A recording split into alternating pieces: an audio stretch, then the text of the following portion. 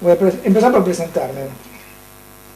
Mi nombre es Denis Martos, tengo 69 años, más de lo que me gustaría recordar a veces.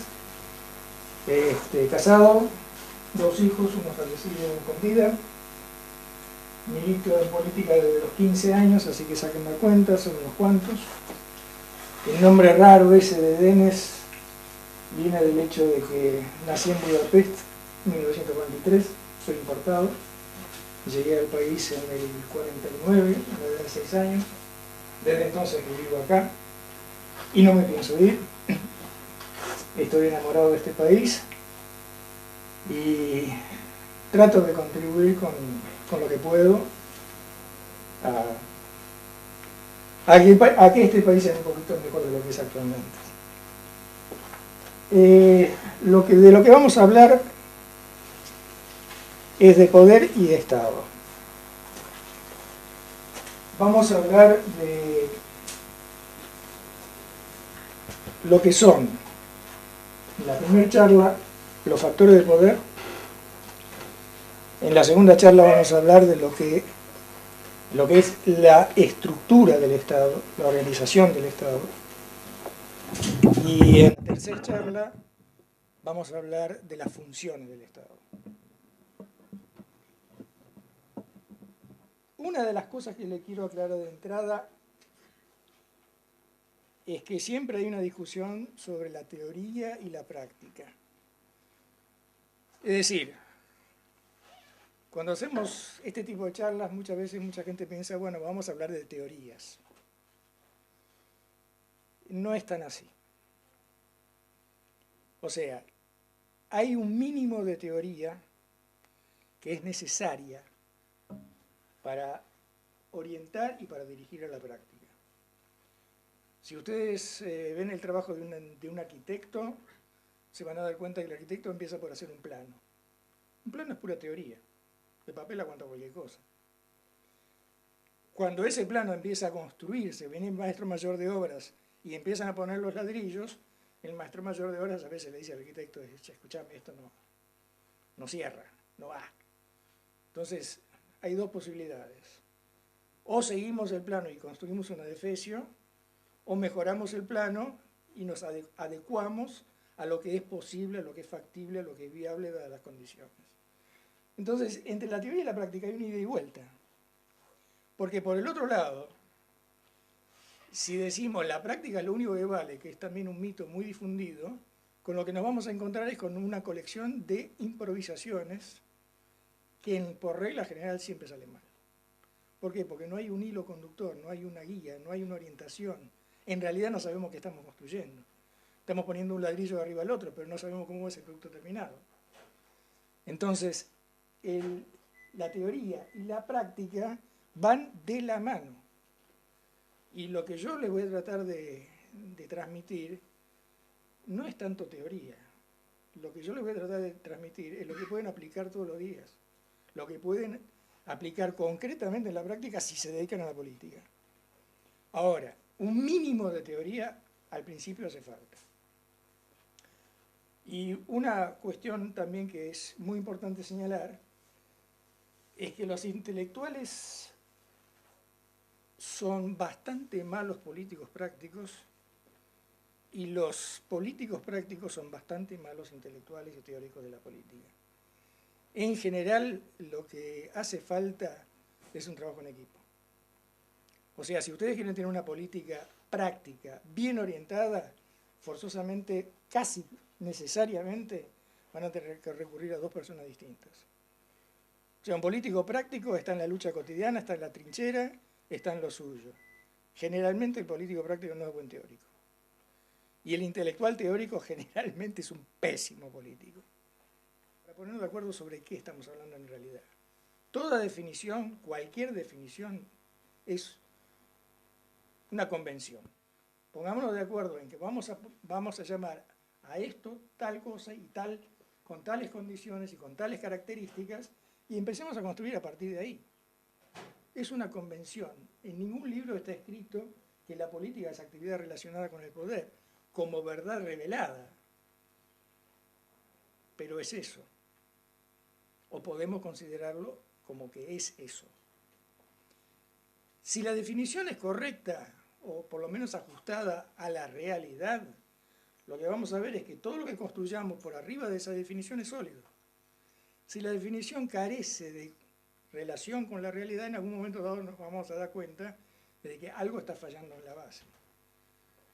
Si yo defino la política como actividad relacionada con el poder, ustedes se van a dar cuenta que sobre esa definición yo puedo empezar a construir cosas que sí tienen que ver con la realidad y cosas que pueden constatar todos los días. ¿Por qué es actividad relacionada con el poder? Porque el poder es la capacidad de tomar decisiones y hacerlas cumplir. O sea, cuidado, se tienen que dar las dos cosas. No es solamente la capacidad de tomar decisiones, y tampoco es la capacidad de hacer cumplir las decisiones. Es la capacidad de tomarlas y hacerlas cumplir.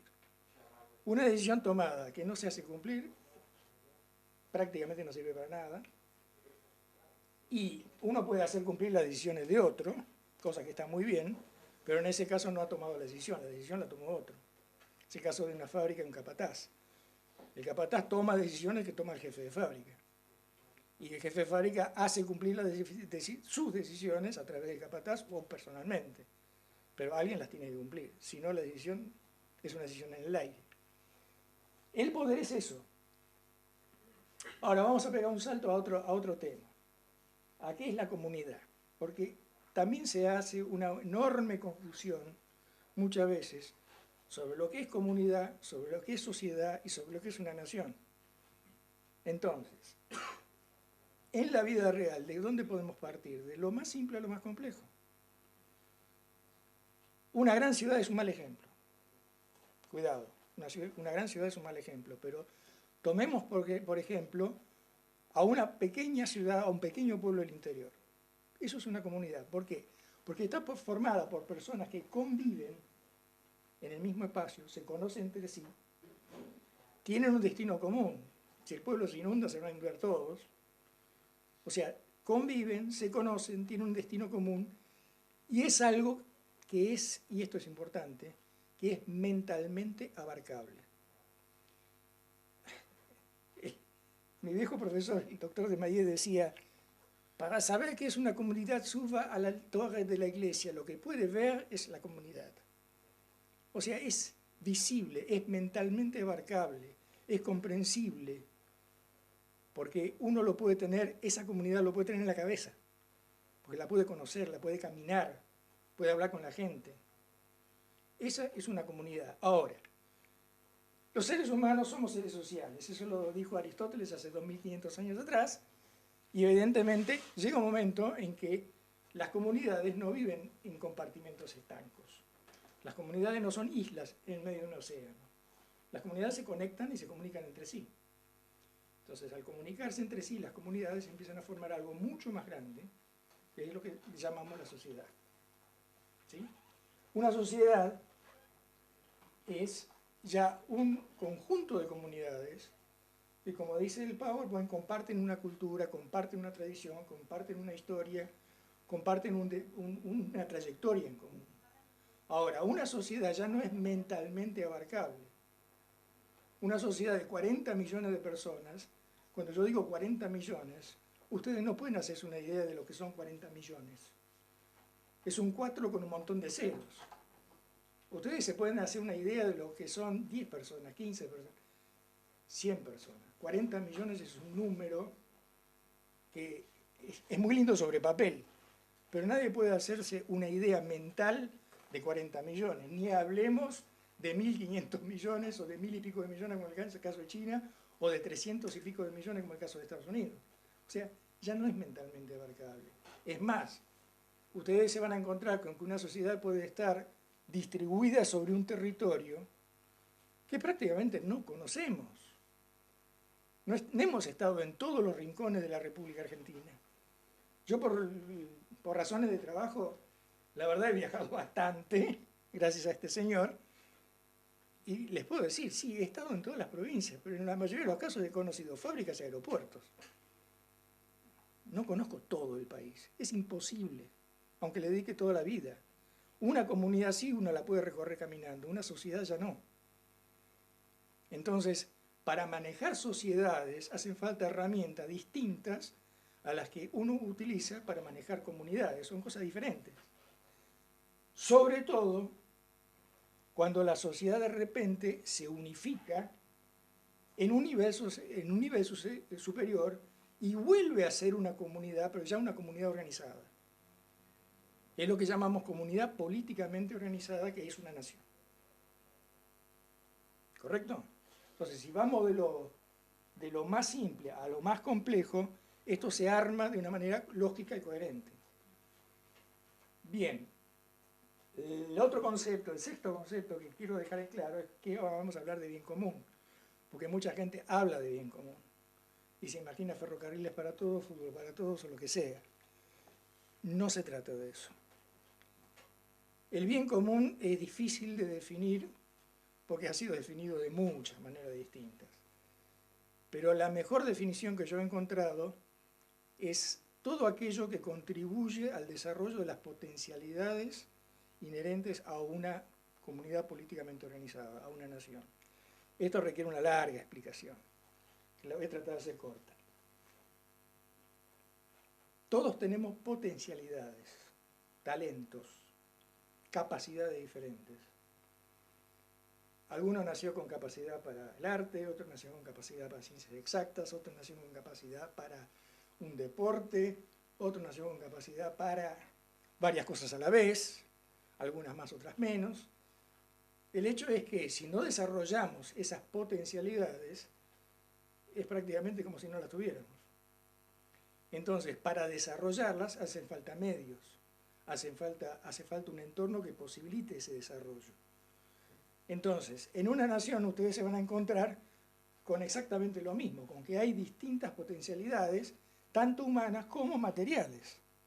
Porque ustedes pueden tener una nación que está nadando sobre un mar de petróleo, pues si no lo extraen, es absolutamente inútil que lo tengan. Entonces eso hay que desarrollarlo. Tenemos una crisis energética en el país. ¿Por qué? Porque no la desarrollaron. Porque estuvieron mirando la luna, haciendo otras cosas, y la energía no se desarrolló. La República Argentina no solamente podría tener energía para encender todas las bombitas de la ciudad de Buenos Aires, podría incluso exportar energía. No se desarrolló, no lo tenemos. Entonces, ¿qué es el bien común? ¿Qué contribuye al bien común? El bien común son las potencialidades humanas y materiales que existen en una nación, y lo que contribuye al bien común es lo que posibilita y permite el desarrollo de esas potencialidades. Entonces no estamos hablando de una entelequia, no estamos hablando de una abstracción cuando hablamos de bien común. Cuando hablamos de bien común, hablamos de seres humanos de carne y hueso que tienen sus potencialidades, que las tienen que desarrollar, y estamos hablando de cosas concretas que en un país hay y que hay que desarrollarlas, porque si no las desarrollamos al cohete que la tengamos. Finalmente, el poder político, que cierra la serie de definiciones. Si dijimos que la política es actividad relacionada con el poder y el poder es la capacidad de tomar decisiones y hacerlas cumplir, el poder político es la capacidad de tomar decisiones y hacerlas cumplir que se relacionan precisamente con el desarrollo del bien común. Ese es el verdadero poder político. Lo demás son negocios, o acuerdos, o camándulas, o lo que ustedes quieran. Pero el poder político volcado hacia una nación es cuando permite el desarrollo de potencialidades, es decir, cuando contribuye al bien común. Si nos ponemos de acuerdo en esas definiciones, podemos avanzar. Si ustedes revisan un poco las disciplinas a las cuales nos dedicamos los seres humanos, se van a dar cuenta que todas las disciplinas o ciencias tienen un ámbito. Antiguamente se decía que toda ciencia tiene un objeto y un método. En realidad tiene varios métodos, pero siempre tiene un objeto. Ese objeto o ámbito es perfectamente definible en prácticamente todas las disciplinas, todas las ciencias que nosotros tenemos. Si vamos a la filosofía, el ámbito es el saber.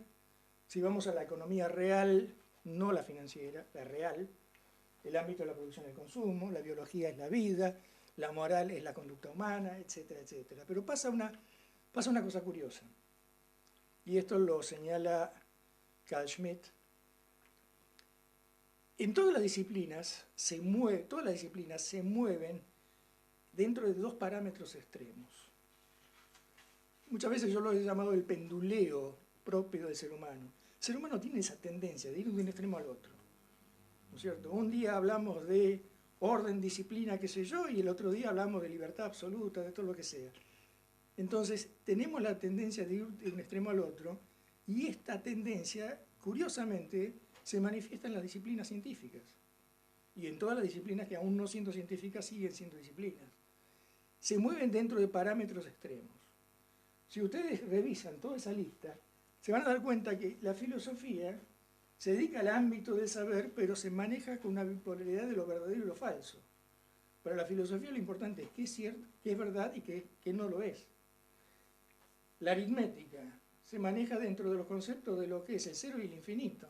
Son los límites entre los cuales se maneja la aritmética. La moral, que es el ámbito de la conducta humana, se maneja con los conceptos del bien y del mal. Son los dos conceptos extremos de la disciplina. Revisen cualquier disciplina. Van a encontrar que todo tiene su bipolaridad intrínseca, es el término técnico, un poco difícil. Pero son los límites que la misma disciplina tiene. Se dedica dentro de ese ámbito y dentro de esos parámetros se dedica a desarrollarse. Vamos a la última, que es el poder. Y ahí nos encontramos con la famosa definición de Carl Schmitt de que la política divide al mundo en amigos y enemigos. Y acá, por favor, no se engañen. No tiene nada, pero absolutamente nada que ver con lo que habrán podido leer en los diarios últimamente, con lo que hoy en día se está hablando de que el gobierno fomenta la división de la sociedad en amigos y enemigos. La política divide al mundo en amigos y enemigos, pero ¿qué significa amigo y enemigo en política? Significa una cosa completamente diferente a lo que la gente normalmente puede imaginarse. Y aquí tenemos una dificultad. Desgraciadamente no tenemos las palabras adecuadas en nuestro idioma para señalar esas diferencias. Los antiguos romanos hablaban de inimicus como el enemigo personal, mi enemigo personal. El enemigo de Denes Martos era un inimicus, pero el enemigo de toda Roma era un hostis. Era una cuestión completamente diferente. Esa diferencia la heredaron de los griegos, que al enemigo personal lo llamaban ectros y al enemigo político lo llamaban polemios. Y los griegos todavía hacían una diferenciación que después en los romanos se perdió, que era diferenciar los conflictos armados, es decir, la guerra, entre griegos o la guerra entre griegos y bárbaros. Los griegos a la guerra contra bárbaros los llamaban polemos, porque viene del enemigo político, y la guerra entre griegos la llamaban stasis. Nosotros llamamos guerra a las dos cosas, con la diferenciación que podemos llamar de guerra externa o guerra civil. ¿Sí? Pero no tenemos la palabra, nosotros llamamos amigos y enemigos, pero no tenemos la palabra inimicus, de ahí viene enemigo, y de hostis, por ejemplo, vienen los términos como hostilidad, hostilidades, pero no hacemos esa separación de que una cosa es privada y la otra es pública. ¿Sí? Entonces, ¿cuál es la definición de inimicus y hostis? Hay una tradicional definición latina, que la pueden leer ahí, que significa, libremente traducido, significa inimicus es el que me odia y hostis es el que nos combate. ¿Sí? No es muy correcta la traducción, pero la significado es ese. O sea, una cosa es que a mí me tenga bronca a alguien o yo le tenga bronca a alguien personal, Ese es mi enemigo personal. Ahora, si alguien ataca a la República Argentina, ese es el hostis. Eso no tiene nada que ver con mi enemistad personal o mi simpatía o antipatía. Y aquí viene un tema muy importante. Al enemigo yo hasta lo puedo admirar. El enemigo hasta puede ser un tipo simpático, hasta puede ser un tipo que me cae bien. Pero si es enemigo de mi comunidad, no tengo más remedio que tratar de combatirlo. O sea, no tiene nada que ver con filias, con fobias, con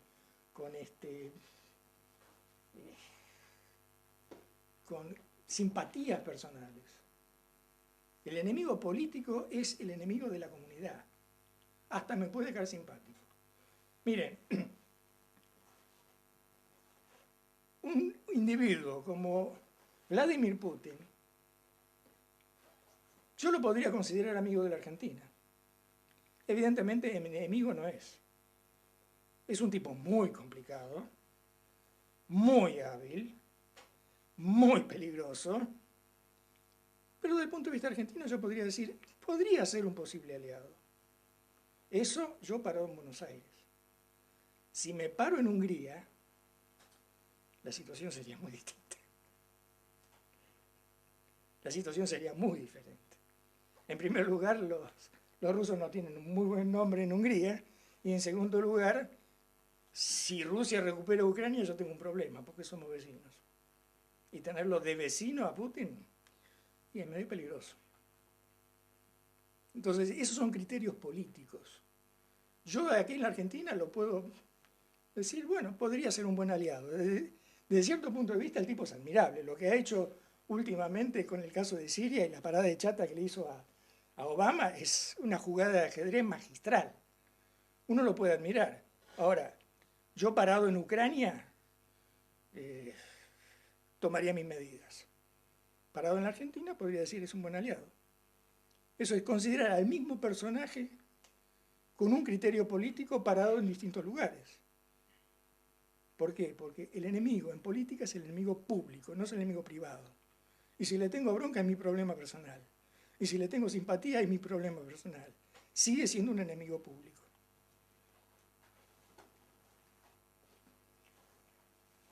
Con lo cual llegamos a una serie de conclusiones. Y con esto terminamos la parte de introductoria. Todo conflicto político lleva necesariamente implícito el riesgo de una guerra. Métanse eso en la cabeza. Si hay un conflicto que es político, el riesgo de guerra está presente. Y al revés, si un conflicto cualquiera se ha vuelto político, entonces conlleva el riesgo de una guerra. El primer caso es aplicable a los conflictos de política exterior. El segundo caso es aplicable a los conflictos interiores de un país. Siempre un conflicto que se ha vuelto político lleva el riesgo. No necesariamente termina en y no conduce a, sino que tiene el riesgo de terminar en una guerra si se maneja mal. Por lo tanto, no existen guerras que no sean políticas.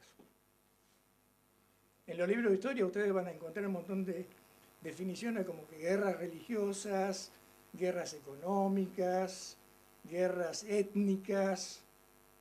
Olvídenlo. Todas las guerras son políticas. Es un conflicto mal manejado, es un conflicto políticamente mal manejado.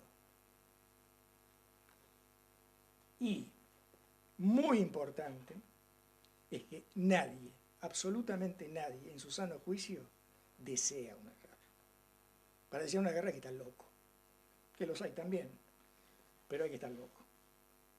Justamente una de las funciones de la política, y aquí viene, que es exactamente lo contrario de lo que hoy se está diciendo, la función de la política no es prever y hacer la guerra. Eso de que la política es la continuación de la guerra por otros medios es una frase peor traducida de Clausewitz no podría ser. Clausewitz no dijo eso.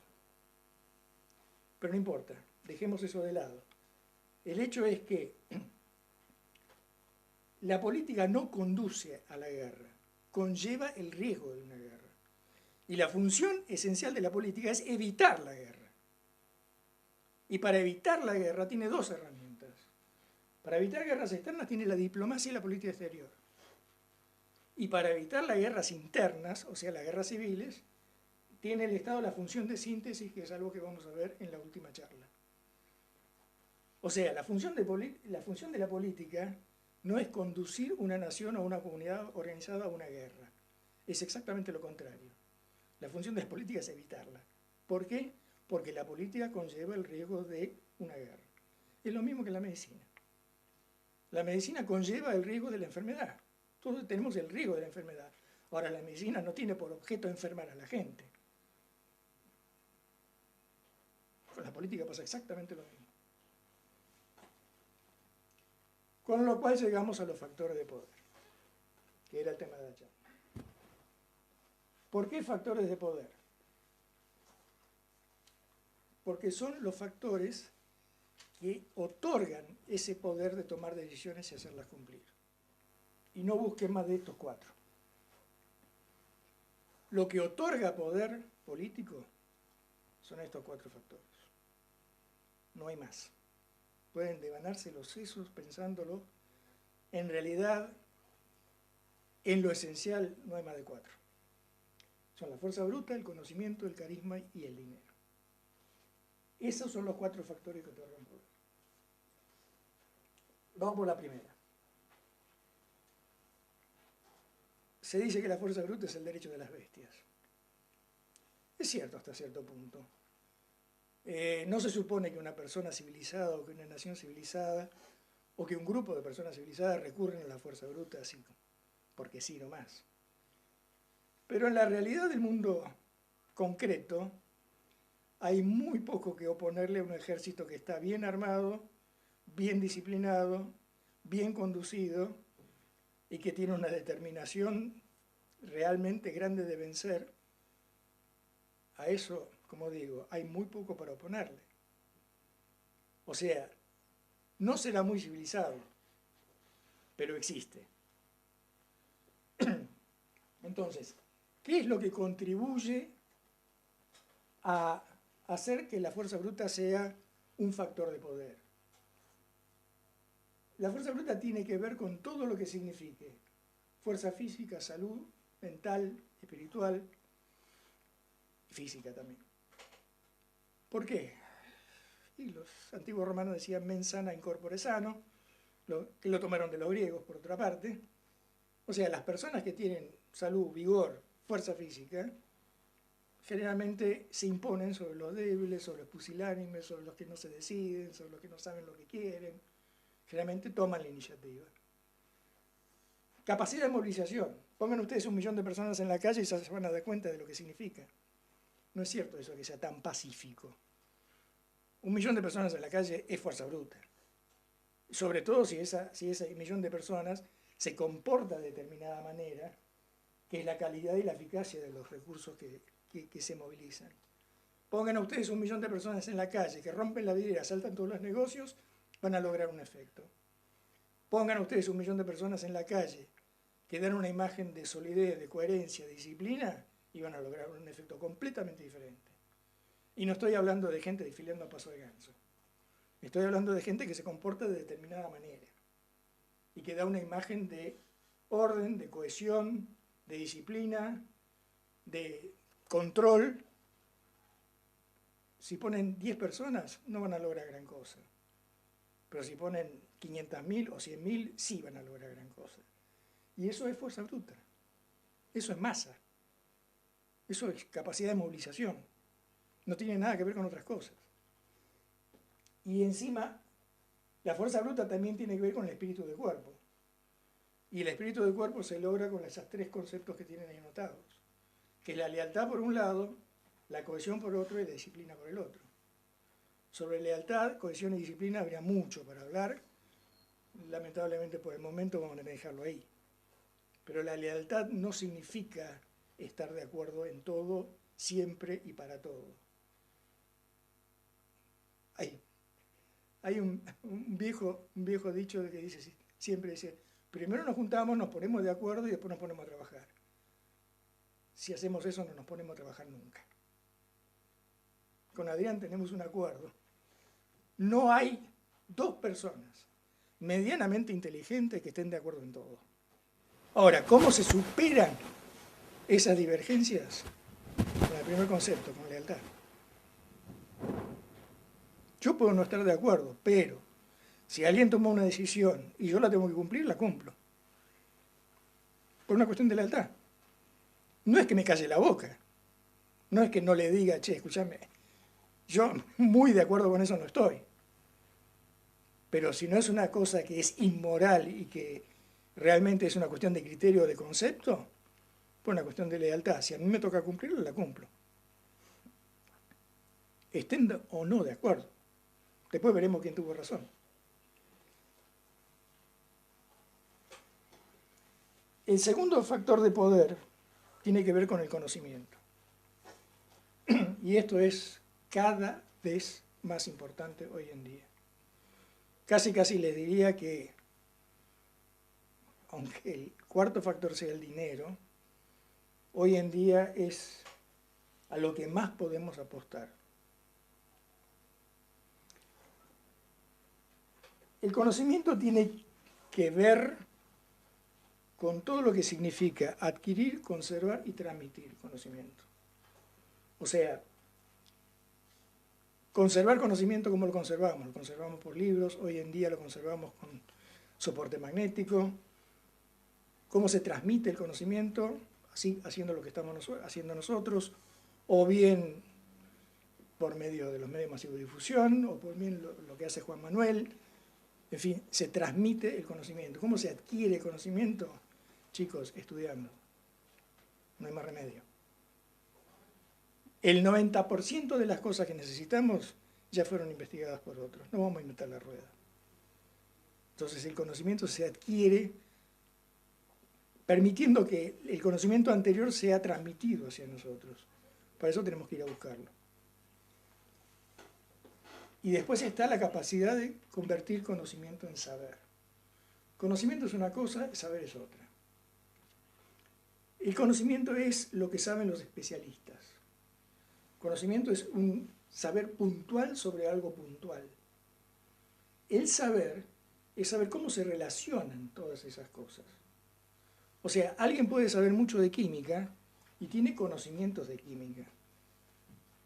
Pero si no relaciona eso con biología o con otras disciplinas que también interviene la química, no tiene un saber, tiene un conocimiento puntual de una cosa puntual.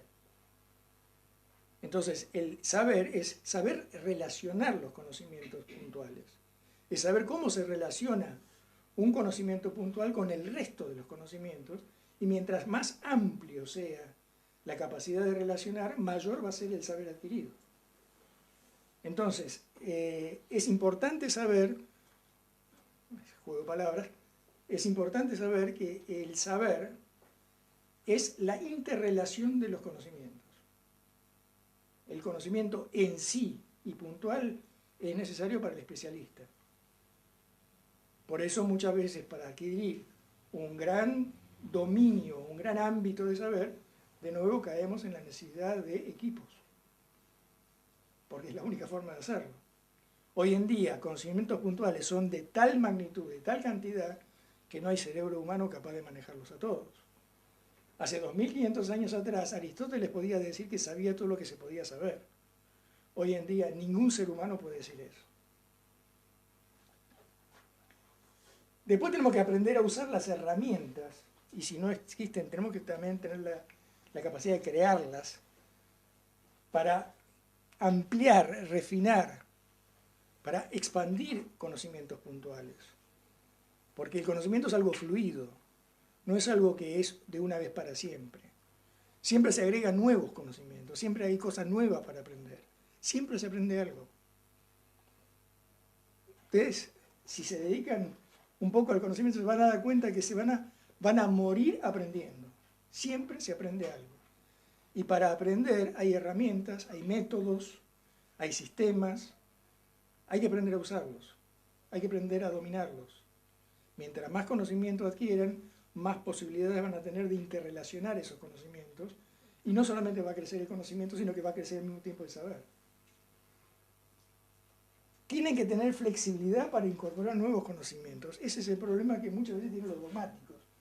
Los dogmáticos dicen, yo ya sé lo que tengo que saber, se encierran en una torre de cristal y no están dispuestos a admitir que hay nuevos conocimientos que tendrían que asimilar. Entonces, hay que tener la flexibilidad para ver el mundo real y decir, pará, acá hay algo para aprender. ¿Y cómo incorporo ese algo para aprender dentro de mi bagaje, dentro de mi mochila de conocimientos? Eso ya es un tema que hay que aprender a hacerlo. Pero si no se hace, y nos quedamos en 1933, nos quedamos en 1875, o nos quedamos, perdón, 1850, o nos quedamos en 1795. Y ese es uno de los enormes problemas que tenemos en política actualmente. Están tratando de manejar la sociedad del siglo XXI con los criterios del siglo XVIII y XIX. La Revolución Francesa es de fines del siglo XVIII. El marxismo es de mitad del siglo XIX. Estamos desactualizados, muchachos. Estamos en 2013. No podemos manejar sociedades en 2013 con los criterios de hace 150 años atrás. Fracasamos seguro. El otro punto es prudencia en la transmisión de conocimientos. Este es un tema delicado. Los antiguos egipcios habían declarado que el saber es sagrado. Manejaron ese imperio durante 6.000 años con ese criterio. No estoy hablando de 6 años, estoy hablando de 6.000. ¿Por qué? Porque hay conocimientos que pueden ser peligrosos.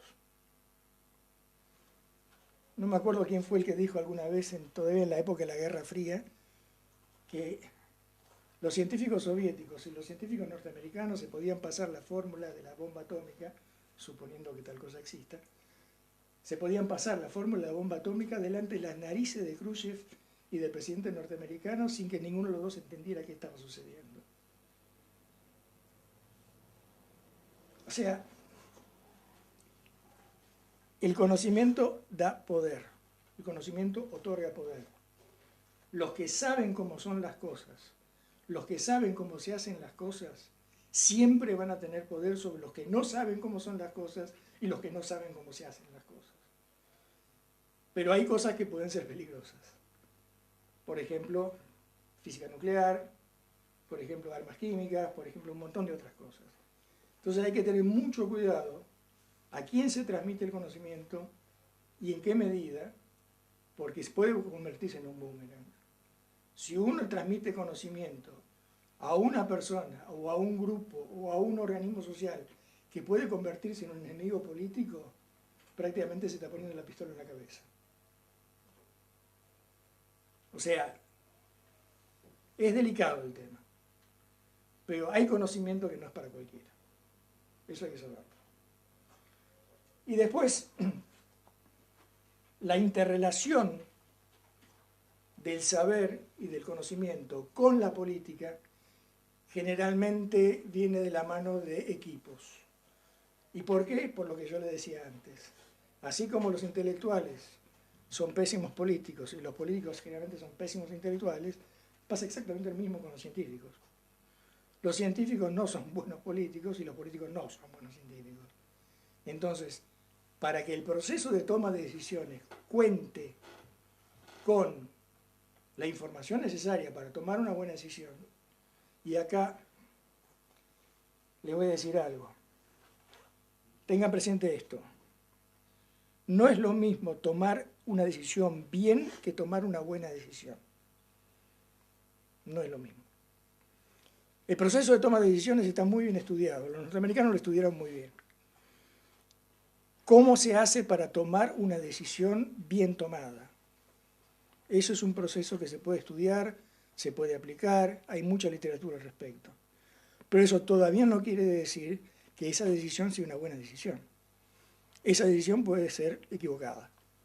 Se tomó bien, se tomó teniendo en cuenta todos los procesos que hay que tomar para lograr una decisión correctamente tomada. Ahora, una decisión correctamente tomada puede conducir a fracaso. No es lo mismo. Entonces, para evitar ese tipo de problemas, el que toma las decisiones, el político, tiene que saber cómo se toma una buena decisión. Para saber si esa decisión es buena o no, tiene que contar con el apoyo de lo que hoy en día se llaman asesores, que no es nada más que un curro, pero sí tiene que contar con el apoyo de asesores que tienen que ser personas especialistas, realmente capaces, realmente empapadas del tema, cuya opinión el político tiene que tomar para saber cuál es la buena decisión. ¿A qué se arriesga tomando esa decisión? ¿A qué arriesga lo demás cuando toma esa decisión? ¿Qué probabilidad de éxito tiene?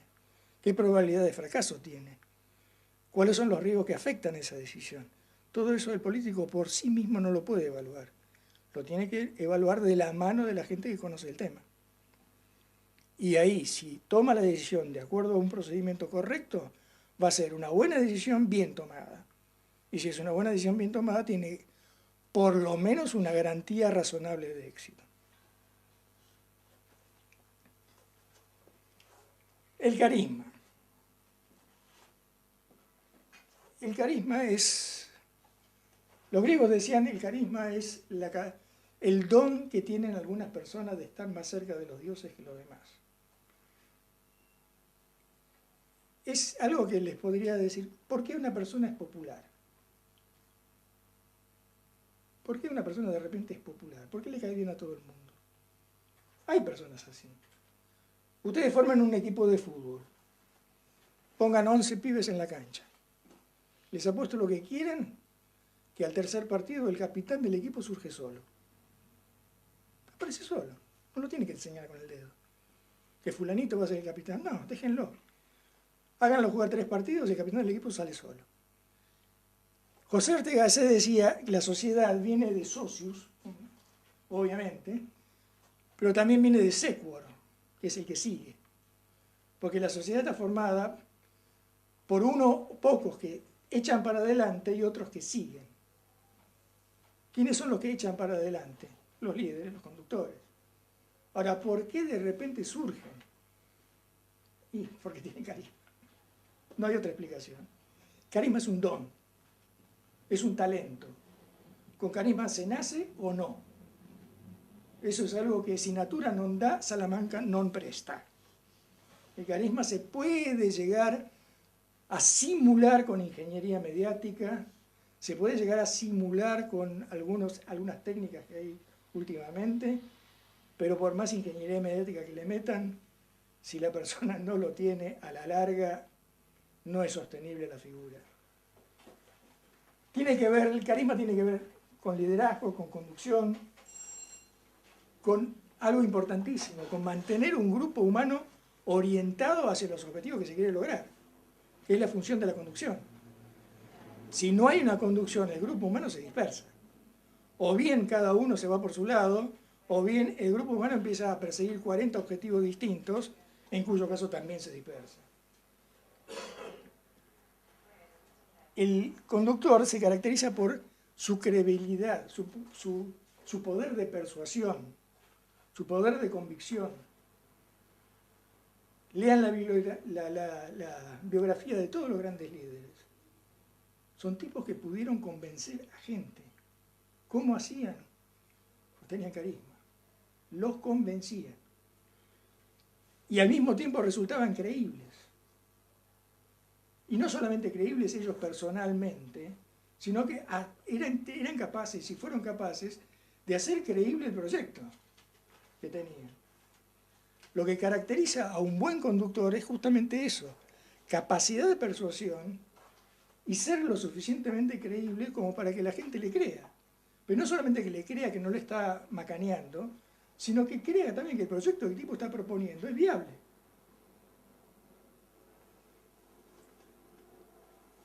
Y fundamental, no solamente un buen conductor genera esa credibilidad, sino que genera entusiasmo.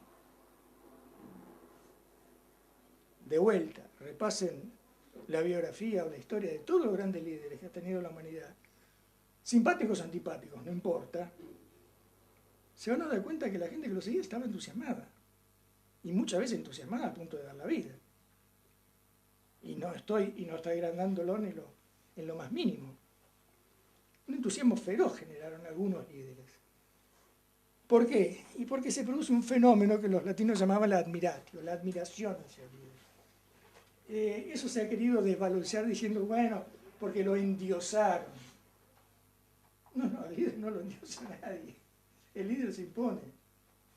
La gente lo sigue y la gente lo admira. Porque da un ejemplo, exhibe virtudes. Ahora, una cosa son las virtudes públicas, políticas que exhibe el líder, y otra cosa pueden ser sus debilidades humanas, personales. Por eso es una reverenda cochinada cuando toman una gran figura histórica y lo agarra un psicólogo o uno de estos que hurgan en la mente de las personas y de repente descubre que ese fulano, y bueno, no era tan perfecto porque tenía 3 amantes. Sí, puede tener debilidades humanas, un gran líder las tiene, generalmente todos los líderes las tienen porque en última instancia son seres humanos. Comen, se ríen, lloran, duermen, igual que cualquiera de nosotros. Su virtud no es la de ser el ser humano perfecto que va a ir al cielo necesariamente. Su virtud es saber conducir gente. En esa medida hay que juzgarlos históricamente. En lo personal, bueno, en lo personal tienen debilidades como tiene cualquiera de nosotros.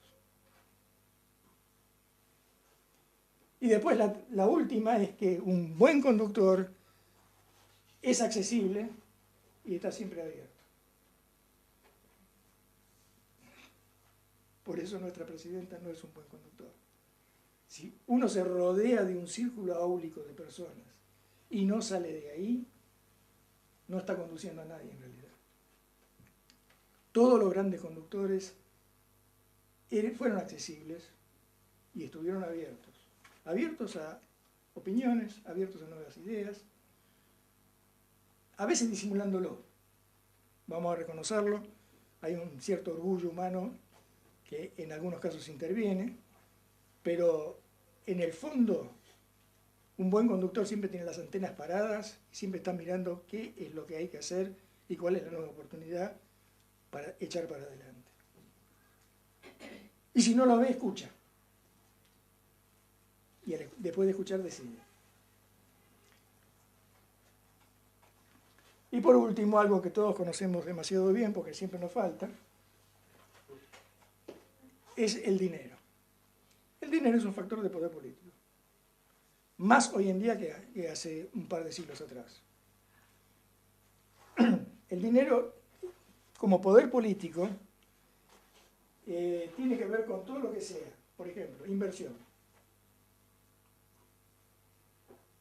En donde hay que distinguir inversiones a largo plazo, que son las inversiones productivas.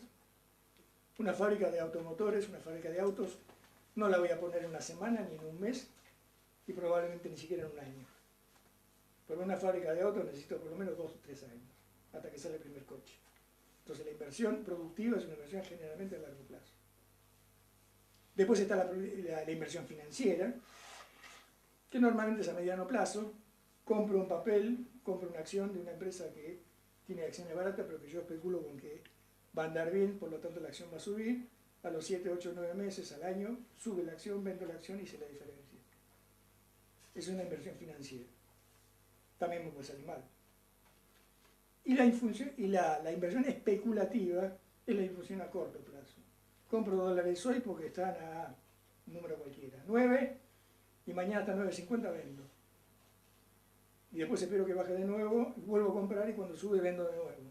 Y eso es una operación que puedo hacer de un día para el otro, en 2 o 3 días, entro y salgo del mercado. Esas son las inversiones especulativas. El otro factor que da poder relacionado con el dinero es la moneda. Hoy en día la moneda mundial es el dólar, y los que quieren salir del dólar resultan severamente castigados. Y lo que da también el valor de la moneda es su respaldo. En cuanto al respaldo, por más que los liberales digan lo contrario, hay varias opciones. O sea, puedo respaldar una moneda con valor, algo de valor universal, por ejemplo el oro. Puedo respaldar una moneda con otra moneda considerada estable, que es el caso del dólar aquí. Puedo respaldar una moneda con una canasta de otras monedas, también es posible. También puedo decir, el respaldo de mi moneda va a ser tanto por ciento de dólares, tanto por ciento de euros, tanto por ciento de rupias y tanto por ciento de rublos. Lo puedo decir perfectamente. Y puedo finalmente respaldar mi moneda en mi Producto Bruto Interno, lo cual es una manera un poco técnica de decir que puedo respaldar mi moneda en la capacidad de producción de mi gente. Y puedo respaldar mi moneda en última instancia con una mezcla de todas estas cosas. O sea, ¿cuánto vale una moneda? Una moneda vale lo que vale la confianza depositada en ella. Tan simple como eso. Si yo voy a la carnicería, pido algo, y ese algo vale 10 pesos, y le digo a mi carnicero, Juan Carlos, te firmo un pagaré, te pago a fin de mes. Por 10 pesos Juan Carlos me va a dar esa mercadería, sabe que primero yo gano bastante como para decirle 10 pesos no es problema para mí, y sabe también que siempre le pagué, así que no hay problema conmigo, y va a aceptar ese pagaré. Si yo al mismo Juan Carlos de la carnicería le digo, te hago un pagaré de 10 millones de dólares, Juan Carlos me va a mirar, me va a decir, te volviste loco, Denis, no me va a aceptar ese pagaré. ¿Por qué? Porque sabe que no gano esa plata, que no le voy a poder pagar nunca esa plata, y aparte de eso, aunque me esfuerce, aunque quiera, no se la voy a poder pagar. Entonces, en ese momento falta confianza. Mientras hay confianza, mi pagaré vale. Y si falta esa confianza, sea por los motivos que fueren, mi pagaré no vale. Exactamente lo mismo pasa con el billete de banco. Exactamente lo mismo pasa con la moneda de un país. Está basado en la confianza. En última instancia, todo el circuito económico, en última instancia, está basado en la confianza, en la confiabilidad. Y eso no lo descubrió el amigo, digamos, los economistas norteamericanos últimamente. Otra cosa que influye en el dinero es la concentración. Puede haber monopolios productivos, es el caso de un único productor de algo. Es el caso típico del monopolio. Cuando hay una sola persona que fabrica chupetines, o una sola empresa que fabrica chupetines, el valor del chupetín lo pone esa empresa, porque no hay otro. Pero también hay otras configuraciones que técnicamente reciben el nombre de monopsonios, que es cuando hay un solo consumidor, que generalmente es el Estado. La industria de armamento es un monopsonio, por ejemplo, en Estados Unidos. O sea, hay muchas fábricas de armamento, pero hay un solo consumidor, que es el Estado norteamericano. Y también hay un oligopsonio, que son pocos consumidores, que se da, por ejemplo, en el caso de los laboratorios medicinales. Cuando, por ejemplo, estamos hablando de medicamentos contra el SIDA, medicamentos contra el cáncer, la prevalencia de esa enfermedad tiene un porcentaje, gracias a Dios, bastante bajo en la población. De 40 millones de habitantes en la Argentina, ¿cuántos consumen aspirinas y cuántos necesitan un metotrexato para el cáncer? O sea, de 40 millones, yo me animo a decir cifras así arbitrarias, pero de 40 millones de argentinos estoy seguro que 20 millones alguna aspirina han tomado. Ahora, la cantidad de enfermos de cáncer en Argentina, vuelvo a decir, gracias a Dios, no pasa del 1% de la población. Número arbitrario, ojo. Pero es mucho menos. Entonces, tenemos un producto muy necesario, pero que tiene pocos consumidores. Al tener pocos consumidores, con la famosa ley de la oferta y la demanda, resulta que quienes más lo necesitan es quienes más tienen que pagar. Porque mientras la aspirina sale centavos, vaya usted a averiguar cuánto sale un tratamiento oncológico hoy en día. ¿Y por qué? Porque no necesitan pocos. Porque es el caso de un oligopsonio. Y después no se dejen engañar en el caso de los monopolios. porque puede haber varias fábricas fabricando varios productos distintos. De hecho, generalmente lo hay. En fábrica de autos, bueno, pueden elegir. Hay marcas por docenas. Pero ¿qué pasa cuando todas esas fábricas dependen del mismo banco? ¿Qué pasa cuando todas esas fábricas dependen del mismo consorcio de bancos? O sea, tenemos una actividad productiva que no es un monopolio, pero que se convierte en monopolio porque hay un consorcio de bancos que es el que lo domina. Porque todos le deben guita a ese consorcio de bancos. Y cuando se debe mucha plata, el banco establece condiciones. Y después influye también en el dinero como factor de poder el criterio teórico. Es decir, lo que se enseña en la facultad. Hay muchos economistas que son buena gente, realmente buenos tipos. O sea, gente que tiene neuronas, gente que piensa bien. Sin embargo, tienen la mente completamente distorsionada por lo que aprendieron en la facultad. No salen de ese cajón. Son incapaces de pensar por fuera de lo que le enseñaron en la facultad. Y en la facultad le enseñaron una determinada ciencia con una determinada orientación. De esa orientación no salen. Consideran que es atentar contra la ley de gravedad. Es el argumento que más he escuchado. Y mentira. Está bien, hay cosas que son traídas de los pelos. Pero hay cosas perfectamente viables que no se hacen porque a los intereses dominantes no les conviene que se hagan. Pero no que no se pueden hacer, sí, se pueden hacer. Hay que pagar las consecuencias a veces. Entonces no es lo mismo, digamos, un economista que se formó en la economía de mercado a un economista que se formó en una doctrina estatista, por ejemplo, o que se formó en una doctrina monetarista.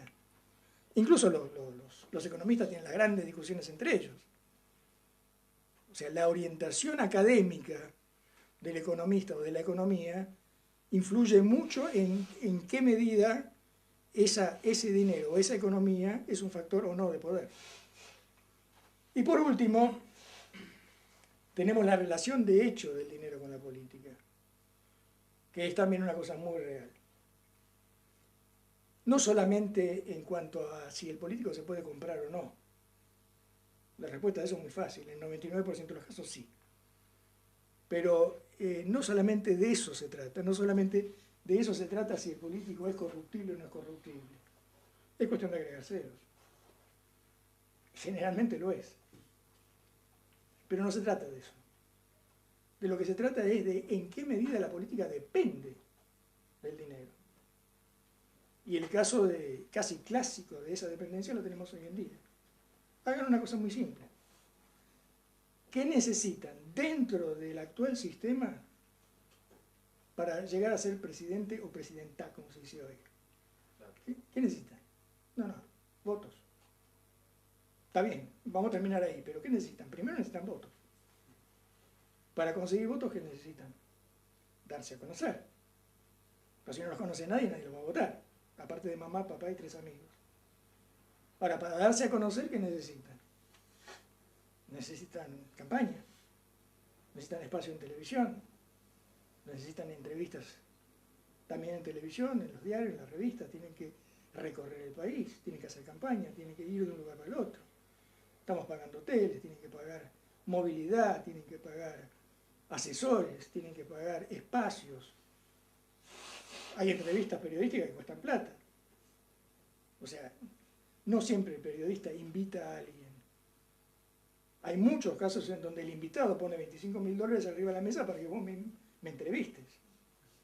Y eso cuesta plata. La entrevista periodística muchas veces cuesta plata. En última instancia, ¿qué hace falta para darse a conocer? Plata. Si no ponen plata, si no hay plata, no hay campaña. Si no hay campaña, no te conocen, si no te conocen, no te votan. Por lo tanto, no llegas nunca. O sea, esa dependencia de la política actual del dinero es tan evidente y tan directa que nadie la puede negar.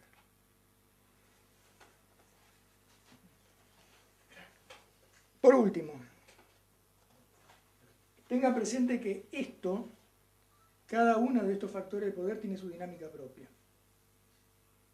Y hay una cosa muy curiosa y muy interesante.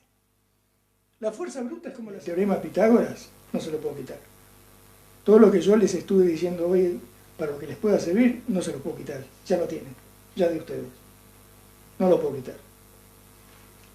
El carisma, como le decía antes, es el don que tienen algunas personas de estar más cerca de la diosa que los demás. Es un talento, es un don. Es como alguien que nació con el don para la música, con el don para los deportes. Es un don. No se da ni se quita. Se nace con él y se muere con él. No se puede hacer nada al respecto. La persona o lo tiene o no lo tiene. Punto. Y el dinero es el único factor de poder que se puede dar y también se puede quitar. Yo lo puedo dar como sueldo y lo puedo quitar como impuesto. Y tengo 1000 otras maneras de darlo y tengo 1000 otras maneras de quitarlo. Es el único factor de poder que se puede dar y quitar, por eso es tan importante y por eso tiene tanto poder. Porque puedo darlo y después puedo amenazar con quitarlo.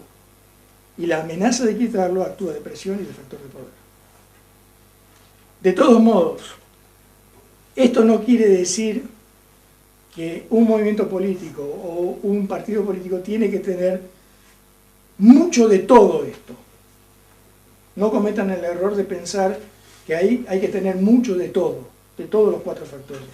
No es tan así. Unos pueden compensar a otros. Pues puedo tener poco de fuerza bruta, pero puedo tener mucho carisma y puedo llegar a compensar una cosa con la otra. Lo que pasa es que en alguna medida estos 4 factores de poder tengo que tener. Pero si no los tengo, no tengo suficiente masa crítica, no tengo suficiente poder como para hacer política, siendo que la política es actividad en relación con el poder.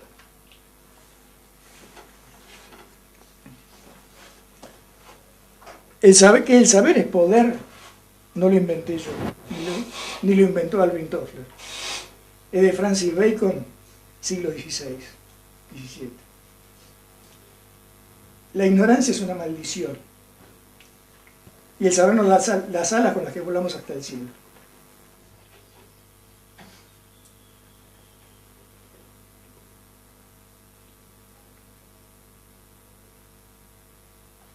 Que esta última frase de Hemingway es lo que yo digo, y era mi opinión personal, admito que es discutible, pero creo que la época de las ideologías pasó. Ya no discutimos más ideologías. Ahora estamos discutiendo problemas concretos y soluciones concretas a problemas concretos. Discutir ideologías hoy en día es casi como perder el tiempo. Enfóquense en problemas concretos y busquen soluciones a los problemas concretos. Eso lo va a orientar mucho más en política que si empezamos a discutir si el liberalismo tal así, si el marxismo tal así, si el comunismo de esta manera, si el nacionalismo de la otra, si el fascismo... Olvídenlo. Se puede estudiar, hay que estudiarlo, hay que saber de qué estamos hablando, pero lo que va a decidir el día de mañana es si tienen la solución concreta a los problemas concretos planteados. Porque si no la tienen, no van a poder hacer política. Sobre todo no en el siglo XXI. El siglo XXI plantea problemas que son graves, muy graves. El peor de todos quizás, o por lo menos uno de los peores de todos, es el desempleo. El desempleo es un problema gravísimo que no sé cómo solucionarlo. Se lo digo con total sinceridad. O sea, no solamente es que la producción actual expulsa mano de obra, porque la automación ocupa el lugar de lo que era antes, digamos, la mano de obra humana, sino que la tecnología hoy requiere una serie de conocimientos que muchísima gente no tiene y alguna gente ni puede llegar a tener. O sea, yo trabajé durante muchos años en metalúrgica y me acuerdo de, digamos, un torno en aquella época, una fresadora, una rectificadora, yo pasé por todas las máquinas. Está bien, se podía aprender. Uno entraba de pibe, entraba de aprendiz, después de un par de años era medio oficial y después de haberse roto el alma durante un buen par de años, salía siendo oficial torneo, oficial fresador, oficial... O sea, salía de oficial y sabía, conocía el oficio.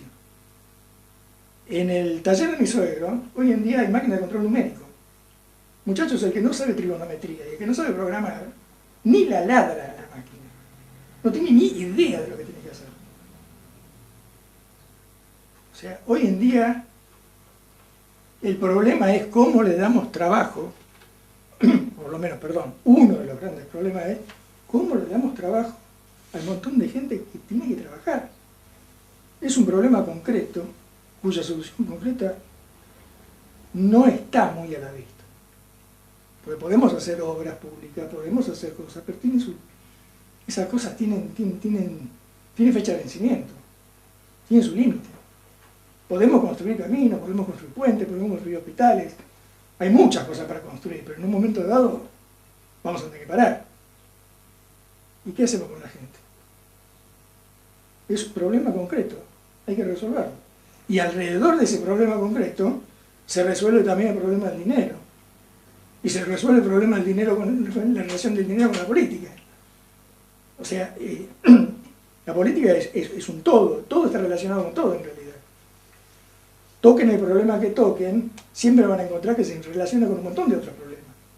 Se relaciona con problemas de educación, de capacitación, de métodos de enseñanza.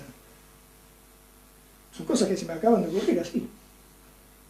O sea, la discusión del futuro no es la discusión teórica de un modelo ideológico. La discusión del futuro es la discusión acerca de problemas concretos y soluciones concretas a esos problemas. ¿Cómo lo resolvemos? ¿Qué hay para hacer? No es la sociedad que nos imaginamos, porque una noche de delirio nos imaginamos la sociedad perfecta. Eso lo hicieron los grandes teóricos del siglo XIX, algunos del XX. Cada vez más nos tenemos que ensuciar las manos con el problema real, con la gente real. ¿Cuál es el problema que tiene la gente real? El pueblo real. Y a ese pueblo hay que darle soluciones. Y soluciones no teóricas, soluciones prácticas.